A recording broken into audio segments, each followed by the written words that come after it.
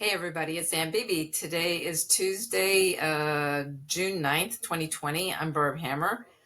I was kind of distracted last week since Scott Creighton's Church Talk 42 channel was suspended for a week and he couldn't upload videos. So I was kind of focusing on uh, posting mirrors of his videos from BitChute. And I was also catching up on archiving his videos. I used to do that on a regular basis, but I got behind because of my apartment situation. I was out of my apartment because it was damaged and it was just a nightmare. Things are kind of fixed now, but it's thrown me off. It's really thrown me off. And I got out of the routine of downloading and archiving his videos. So I caught up because I realized that his channel was in danger and it might not come back. But fortunately, he's back. Anyway, I have, because I've spent the last year really focusing a lot on China and Hong Kong, I've really, the thing is, I understand what's going on in the US and the West so much better since focusing on China and Hong Kong and color revolutions. Yes, the psychological operations that are made to look like popular uprisings. So I really understand what's going on now with the coronavirus COVID-19 lockdowns, and now especially with the Black Lives Matter global protests and that agenda. And it's all very much a corporate agenda. It's a corporate neoliberal globalist agenda. And it's amazing that people are being duped. They are so brainwashed and they kind of see these mass protests and they think they're authentic when they're orchestrated. And it's amazing how they can get some money and some organizers, some people to create these supposedly grassroots protests.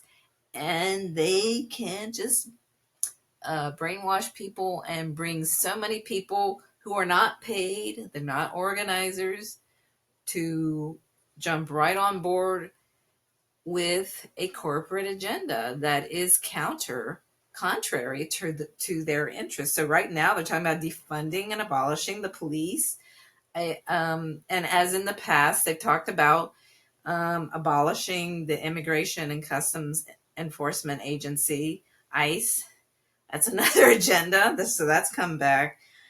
But I've always noticed that when I look outside of the US, outside of North America, I'm an American and Canada with dual citizenship. But when I look outside of where I live, I can understand what's going on so much better. And there's been a theme where they just want to bring the government down, burn the government down. And it reminds me of in Hong Kong, they were actually in Hong Kong last year. They were actually invoking a lot of pop culture. Pop culture, when you invoke these images and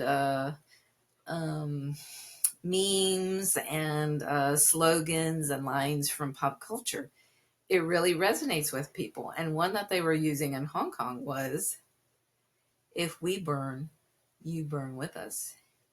And I'm seeing and hearing that again now. The image of fire and burning. And this comes from the Hunger Games, and specifically Mockingjay, I never watched these movies. I'm not familiar with the books. I just know of them.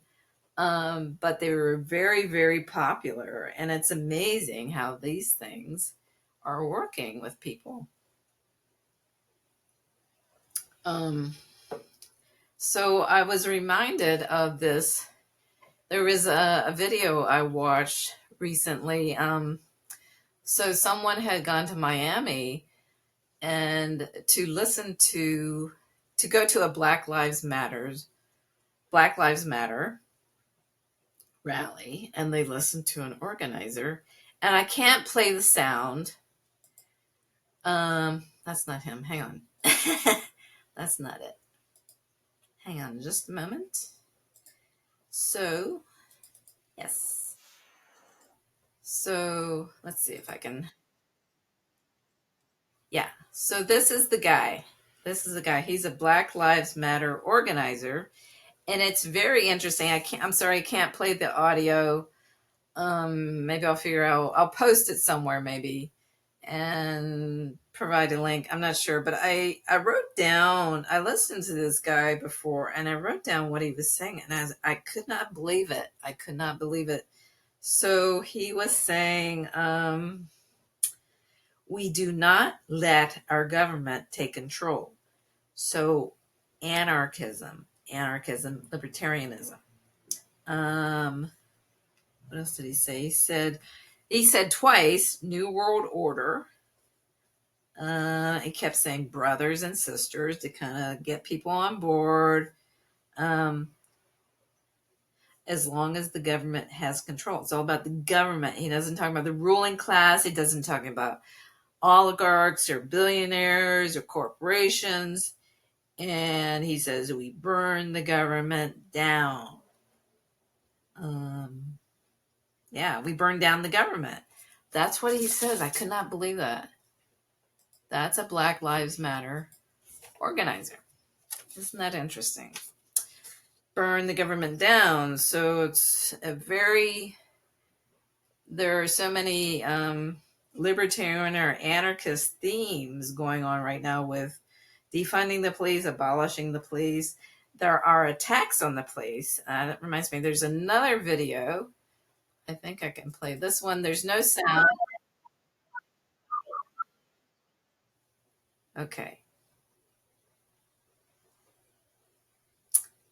Yeah. So they set fire to a police officer in Mexico, and I think that was in Guadalajara, over the death of Giovanni Lopez last month, May 4th or something like that. Last month, but they didn't start protesting until this month. And there has been a soft coup or a color revolution going on in Mexico since the inauguration of Andres Manuel Lopez Obrador, AMLO, in late 2018, the new populist president. So this is an attack on the police, and this is very, very reminiscent of the kinds of things that you see in color revolutions in Latin America, in Venezuela and Nicaragua. So they set fire, they attack the police. The police protect the people. They serve and protect the people. So the USA's puppets, fascist puppets, they attack police in these countries. And setting fire to people is a classic color revolution method. And they did this in Hong Kong. They set fire to a man who spoke Mandarin, who was Chinese, and he supports the government in Beijing and says that Hong Kong. So setting fire to people, this is what they do in color revolutions. They did this in Beijing during the Tiananmen Square color revolution. So there are all these disinformation assets. I'm really disgusted. Disinformation assets who talk about the Tiananmen protests in 1989, the June 4th turbulence, as it's known in China, or unrest. And the protesters said this fire, so it's, the imagery of fire. So the protesters in Tiananmen Square, they set fire to garbage in the square. And this is one of the images, there were soldiers and they're just trying to stop the chaos in Tiananmen Square. And they're seen with guns, and there were snipers. It was crazy. It was chaotic. So this is what we're seeing in the U.S. This chaos, arsons, looting, it's a color revolution, and actually I think it's like a slow coup that's been going on in the US since Ronald Reagan introduced neoliberal economic theory, privatization of government, little to no government. So this is what people who are upset with police brutality are proposing, is doing away with the police, defunding the police, and be careful what you wish for. You're going to get privatized police services, even worse, even less accountability. So it's all about privatizing, privatize. But I'm so disgusted with these disinformation assets who talk about the Tiananmen protests. So Daniel Dumbrill, he's a Max Blumenthal gray zone asset. And he has interviewed, his mentor is Dan Cohen of the Gray Zone, Max Blumenthal's news outlet, Disinformation Asset. And he interviewed a guy who took part in the Tiananmen Square protests. No mention of CIA, nothing, nada, nothing. And they just distract from the US's role in these events. And Carl Jha is another Max Blumenthal asset. There's a huge network in social media that Max Blumenthal presides over. And Carl Jha is another one. And he did a 3-part series about Tiananmen. And I suffered through 3 hours of Carl Jha. And he's like the Chinese Fred Flintstone, really, honestly. He's just, ha, ha, ha, ha. And his English is terrible considering that he went to high school and he went to university, got a university degree in the US, and his career was in the US. But his English is terrible. He's just really stupid. So he did like 3 hours talking about his Tiananmen memories. Very interesting stuff, but distracting from CIA role. But in all these protests, there are always legitimate grievances. So in the 1980s, a lot of countries in the Eastern Bloc and the Soviet Bloc and in China, they were trying to break the economic blockades and sanctions, and they were trying to open up to the West. And in China, they were introducing a market system. So there were problems. So they were removing. Deng Xiaoping presided over this, and he was a hands-off guy, and he put in charge of the market, introducing a market system.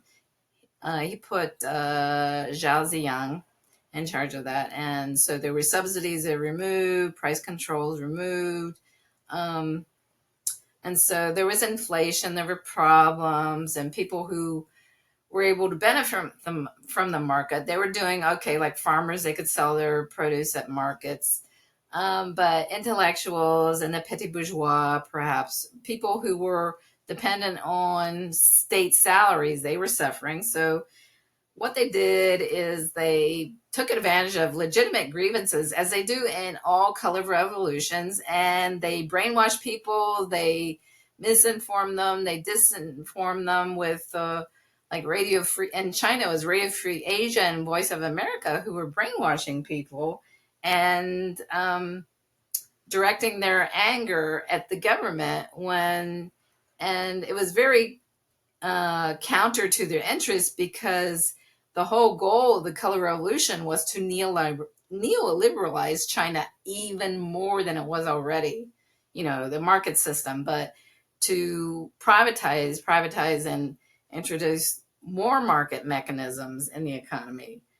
So people didn't know, there were a lot of people taking part in the protest. Most people, the overwhelming majority of people taking part in the nationwide protests in China did not know what the big agenda was, that this was a regime change operation. And this had been building up. There were protests in China as early as 1982, according to Carl Jha.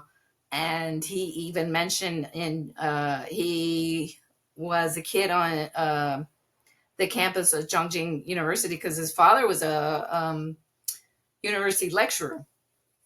And then his parents, they went to the US. So they were economics professors. That's interesting.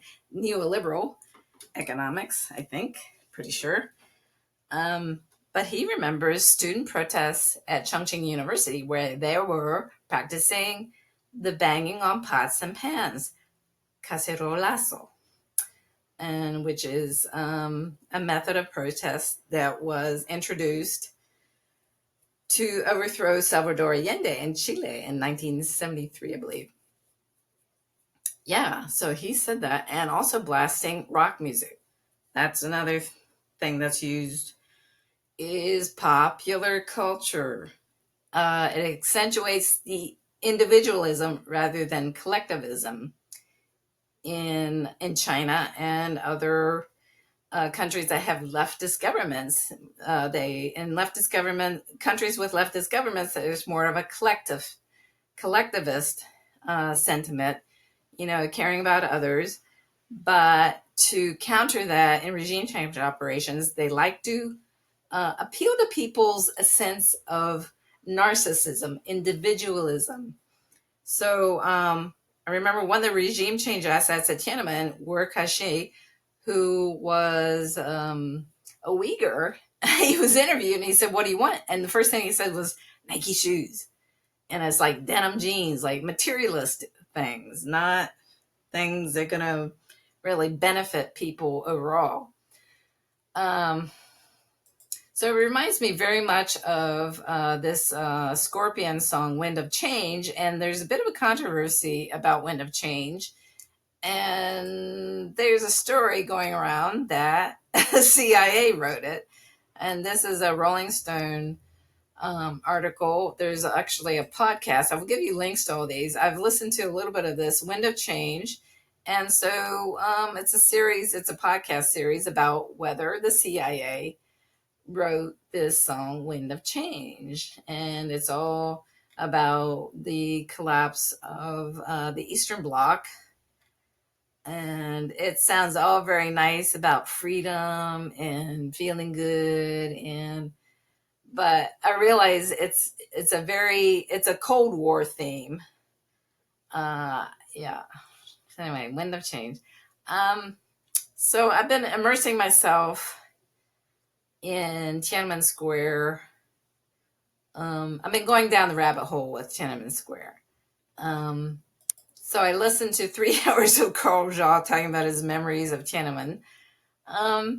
He makes like 3 mentions of CIA, and he says it's very simplistic to just say it was CIA, and he kind of glosses over that, and it's very frustrating. Daniel Dumbrill doesn't even mention it at all. Nothing. He doesn't really talk about, he deflects from that as far as the Hong Kong protests, which is actually CIA and MI6, Five Eyes, and all these regime change NGOs involved in Hong Kong. So I've also watched, this is a propaganda video that Carl Jha refers to. I think Daniel Dumbrill might too, The Gate of Heavenly Peace, which was made in 1995. It's a PBS documentary that was made. So I call PBS, it's technically the U.S. public broadcaster, but it's actually a propaganda brainwashing system is what I call PBS. Very long. There are different versions, so you can watch. There's a 2-part version here, so that's over 3 hours long.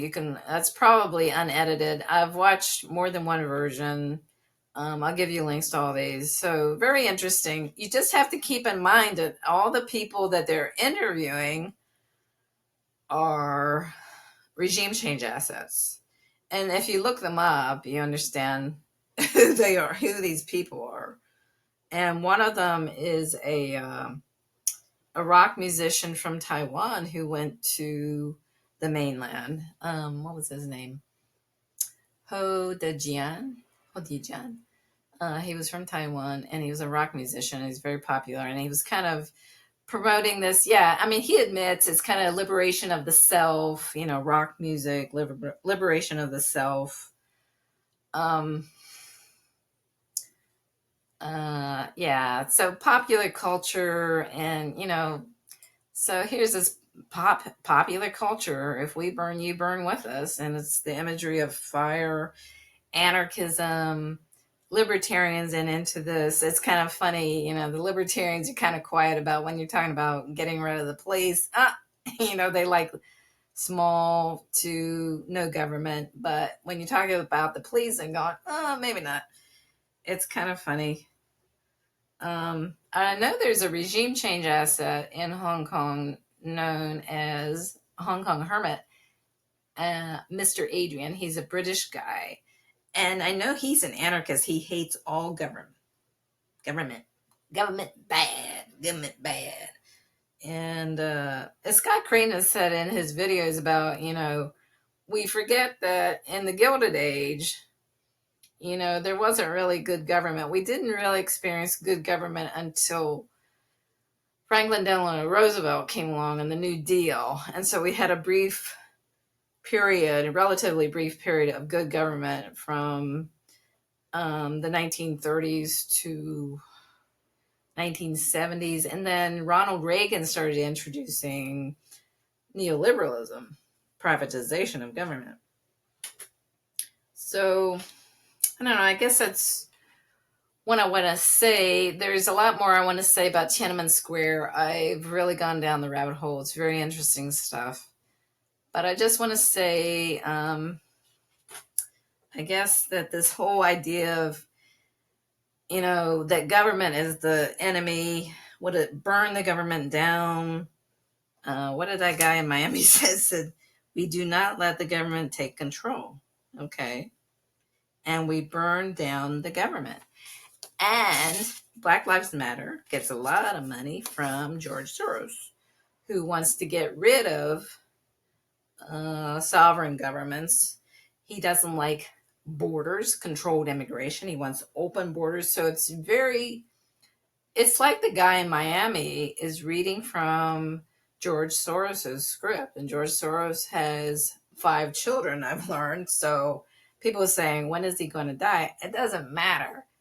He's got a legacy. He's got family to carry on the tradition. So it's all about privatizing government. The CIA, the things I've learned is about CIA has been privatized. Now it's the National Endowment for Democracy, at least the regime change operations. And there's a huge network of NGOs and media, and alternative media has sold out like crazy, especially libertarian alternative media is very much on board with all this. Interesting stuff. Anyway, I guess that's all for now. I'm going to give you lots and lots of links here.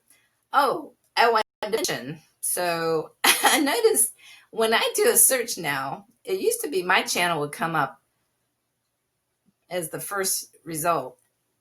Not anymore. MBB is in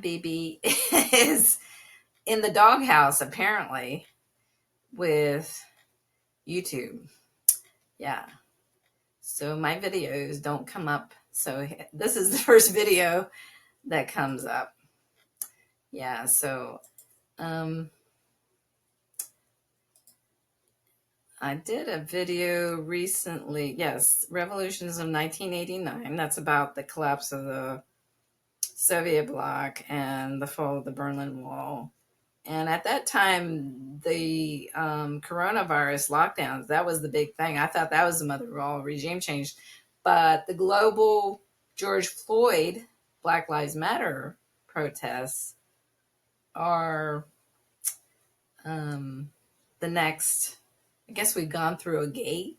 So they've opened up some. And apparently these lockdowns and social distancing aren't really a priority now. So now it's about George Floyd. Anyway, I guess that's all I want to say for now. Once again, I understand more about what's going on in the US and West from observing color revolutions in China and Hong Kong and other places. So it's about burn the government down, just get rid of government, get rid of police. That's the agenda right now. Anyway, thanks for listening. I will talk to you again soon.